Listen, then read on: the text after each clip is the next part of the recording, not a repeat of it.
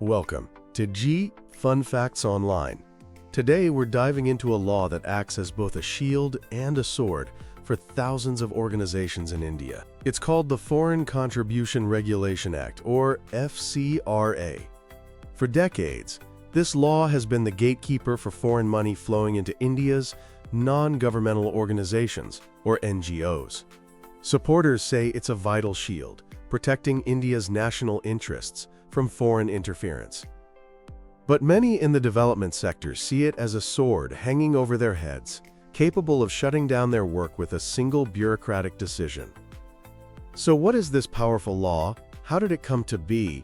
And what does it mean for the future of civil society in one of the world's largest democracies? Let's find out. The story of the FCRA doesn't begin with economic policy, but in the politically charged era of the 1970s. India was under a state of emergency, a 21-month period marked by intense suspicion of foreign meddling in the country's internal affairs. It was in this climate of apprehension that the first Foreign Contribution Regulation Act was passed in 1976. The stated goal was simple: to regulate foreign money and hospitality for certain individuals and groups, to ensure they didn't act against the interests of a sovereign democratic republic. The core concern was that foreign powers might be using independent organizations as channels to influence Indian politics, sway public servants, judges, or journalists. The original 1976 Act mainly required annual reporting of foreign funds, but the screws began to tighten in 1984 with a major amendment. This change made it mandatory for all NGOs to register with the Ministry of Home Affairs, or MHA, before they could receive any foreign donations at all. This was a critical shift. Suddenly, NGOs, many of which focus on health, education, and community development, were placed under the direct regulatory eye of the Home Ministry, an agency primarily focused on internal security. This set the stage for a relationship built on a foundation of suspicion. For over 30 years, this system remained in place. Then, in 2010, the government repealed the old act and introduced a brand new one, the Foreign Contribution Regulation Act, 2010. This was pitched as a move to consolidate the law and prohibit the use of foreign funds for any activities deemed detrimental to the national interest. The 2010 Act brought several major changes. First, FCRA registration was no longer permanent. It was granted for a 5-year period, after which every NGO had to apply for renewal. This gave the government periodic leverage over these organizations.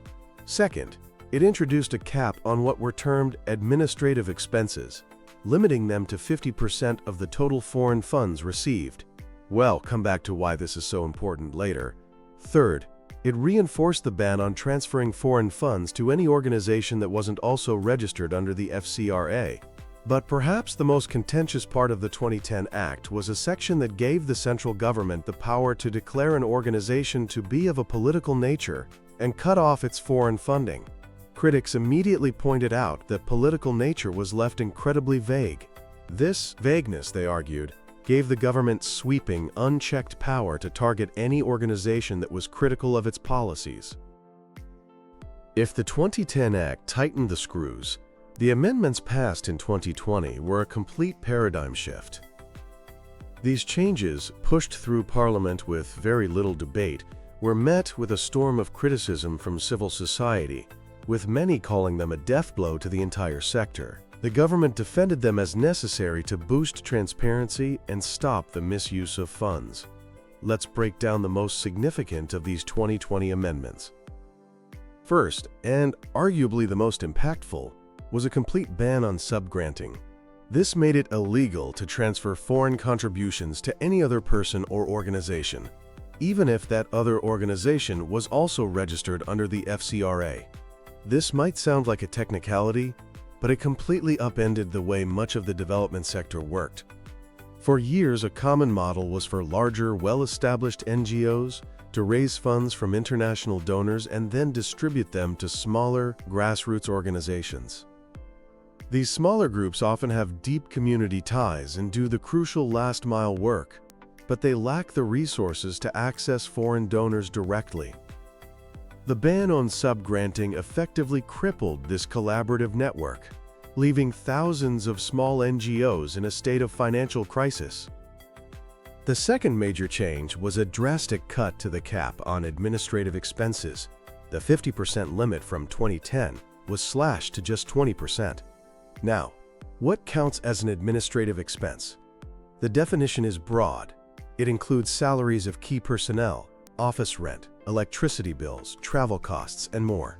For organizations focused on research, advocacy, or training, these costs are not just administrative overhead. They are the core of their work. NGOs argued that a flat 20% cap was arbitrary and would make it impossible for them to cover basic operational costs, let alone attract and retain skilled professionals. The government's justification was to discourage things like inflated staff salaries and posh buildings. The Third Amendment made it mandatory for all office bearers and key functionaries of an NGO to provide their Aadhaar number, India's biometric ID. The government said this would improve traceability. But it also raised serious concerns about privacy and the potential for increased surveillance of individuals involved in civil society work. Fourth, the new law required that all foreign contributions must be received in a single, designated FCRA account at a specific branch of the State Bank of India in New Delhi. While NGOs could have other accounts to spend the money, the initial point of receipt was centralized. For an organization based in a remote village in southern or northeastern India, this created a logistical nightmare, forcing them to deal with a single bank branch hundreds or thousands of kilometers away. Finally, the amendments expanded the government's power to suspend an NGO's registration while an inquiry is pending. The suspension period was doubled from 180 days to up to 360 days. A year-long suspension, even if the NGO is eventually cleared, can be a death sentence. It paralyzes an organization's work, funding dries up, and staff may leave, creating a powerful chilling effect. So, you can see why the FCRA is often called a double-edged sword. Let's look at both sides of that blade. From the government's perspective, the FCRA is a shield, a guardian of national interest. The argument is that without strict regulation, foreign powers could use NGOs as a front to destabilize the country, interfere in elections, or fund activities against development projects. The Ministry of Home Affairs has frequently cited intelligence reports suggesting that some NGOs have been involved in what they term anti-national activities. When the Supreme Court of India upheld the 2020 amendments in a 2022 judgment, it echoed some of these concerns. The court noted that an uncontrolled flow of foreign contribution has the potential of impacting the sovereignty and integrity of the nation. In a famous metaphor, the court said that foreign contribution is like a medicine that must be consumed moderately and discreetly, not an intoxicant. Supporters also argue that the FCRA promotes much-needed transparency and accountability. By requiring registration, annual returns, and audits, the law aims to ensure that foreign money is actually used for its stated charitable purpose. The designated bank account in New Delhi, for example, was defended as a way to create a clear, easily monitorable trail for all foreign funds entering the country. Now for the other side of the coin, the sword. For countless NGOs, the FCRA is a weapon of suppression. Critics, including United Nations bodies and the International Commission of Jurists, have argued that the law's vague language is deliberately used to target and silence organizations that are critical of government policies. The operational hurdles are immense. As we discussed, the ban on subgranting has shattered the collaborative ecosystem that supported grassroots work. The 20% cap on administrative costs makes it incredibly difficult for many organizations, especially those in research and advocacy, to function effectively. Then there's the cumbersome and often opaque registration and renewal process itself. Many NGOs have reported arbitrary delays or having their applications rejected without any clear reason provided. This uncertainty makes long-term planning almost impossible. This chilling effect isn't just theoretical. The list of prominent, respected organizations that have found themselves in the FCRA's crosshairs is long. Take Greenpeace India, the environmental organization. Its FCRA license was cancelled in 2015 on the grounds that it was prejudicially affecting the economic interest of the state, essentially for opposing certain development projects. Amnesty International India, the global human rights watchdog, was forced to halt its operations in the country in 2020 after its bank accounts were frozen. The organization claimed it was being targeted for its work on documenting human rights violations. Lawyers Collective, a prominent human rights law firm, had its FCRA registration cancelled in 2016 after taking on several sensitive cases. More recently, in early 2024, the FCRA license of the Centre for Policy Research, or CPR, one of India's most respected public policy think tanks, was cancelled. These are just a few high-profile examples. Since 2015, the FCRA registrations of over 16,000 NGOs have been cancelled. 16,000. This has had a devastating impact on the ground, affecting work in everything from public health and education to environmental protection and human rights. Now, is India unique in regulating foreign funding? Not at all. Many democracies have laws to ensure transparency. But there are key differences in approach.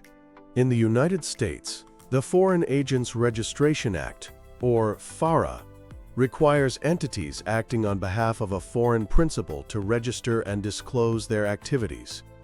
The focus is on disclosure and transparency, not on an outright ban on funding. In the United Kingdom and Australia, independent charity commissions oversee the sector. The emphasis is on due diligence and ensuring funds are used for their proper charitable purpose. There aren't blanket bans on subgranting or arbitrary caps on administrative costs. A crucial difference is the language. The laws in these other countries tend to be much more specific. The Indian FCRA's reliance on broad, vaguely defined terms like national interest and political nature gives the government a far wider scope to interpret and apply the law in a way that critics argue is often discriminatory and politically motivated. So what is the way forward? It's a complex and deeply divisive issue. No one is arguing for a complete free-for-all. The need to protect national security and ensure financial transparency is legitimate. But the current version of the FCRA, with its highly restrictive rules and potential for arbitrary use, poses a serious threat to the independence of India's vibrant civil society. It creates a climate of fear and uncertainty, stifling the very work that is crucial for a healthy democracy. A more balanced approach is urgently needed. This could involve several key reforms. First, clarifying those ambiguous terms. National interest needs to be narrowly and clearly defined to prevent its misuse. Second, revisiting the complete ban on subgranting.